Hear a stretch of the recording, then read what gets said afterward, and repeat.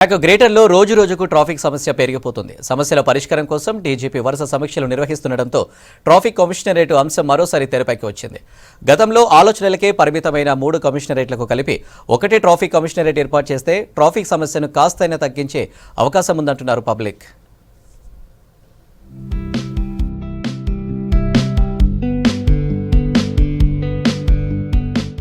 Hyderabad visiting places ఎంత famous traffic అంత నరకం.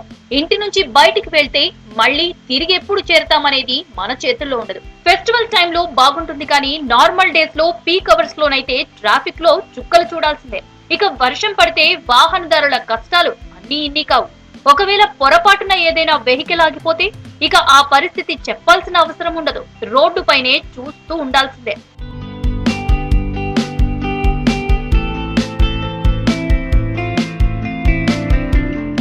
జీహెచ్ఎంసీలో ట్రాఫిక్ క్రమబద్ధీకరించేందుకు అధికారులు సిబ్బంది కలిపి 8,000 మంది పనిచేస్తున్నారు. అయితే గ్రౌండ్ లెవెల్లో ట్రాఫిక్ నియంత్రణకు పనిచేసే వారి సంఖ్య చాలా తక్కువగా ఉందన్న ఆరోపణలున్నాయి. రద్దీ ఎక్కువగా ఉండే చాలా జంక్షన్లలో కనీసం కింది స్థాయి సిబ్బంది లేకుండా కేవలం సిగ్నలింగ్ ద్వారానే ప్రయాణాలు జరగడం ఉదాహరణకు చెప్పొచ్చంటున్నారు పబ్లిక్.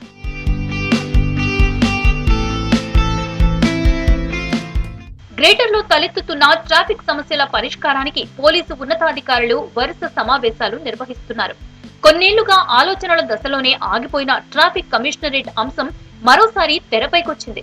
జీహెచ్ఎంసీలోని 3 కమిషనరేట్లకు కలిసి ఒక్కటే ట్రాఫిక్ కమిషనరేట్లు చేయాలని ప్రతిపాదనలు ఉన్నాయి. కానీ ఇవి ప్రపోజల్స్ కే పరిమితమయ్యాయి. ప్రస్తుతం సిటీలోని ఒక్కో కమిషనరేట్ లో traffic joint commissioner, additional commissioner మాత్రమే ఉన్నారు. వీళ్ల ఆధ్వర్యంలోనే ట్రాఫిక్ పోలీసులు పనిచేస్తున్నారు. దీంతో గ్రౌండ్ లెవెల్లోని సిబ్బందిపై పర్యవేక్షణ ఉండట్లేదన్న విమర్శలు వస్తున్నాయి.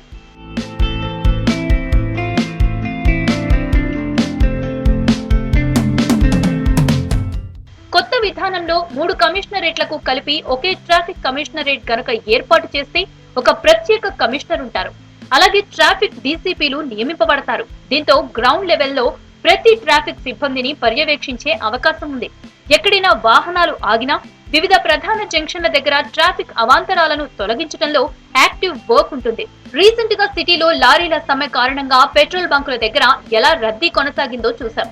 ఇలాంటి పరిస్థితులను చక్కదిద్దేందుకు ఉమ్మడి వ్యవస్థలు తీసుకునే నిర్ణయాల కన్నా ప్రత్యేక వ్యవస్థ ఏర్పాటైతే మరింత ముందు చూపుతో ట్రాఫిక్ సమస్యలను క్లియర్ చేయొచ్చన్న అభిప్రాయం ఉంది.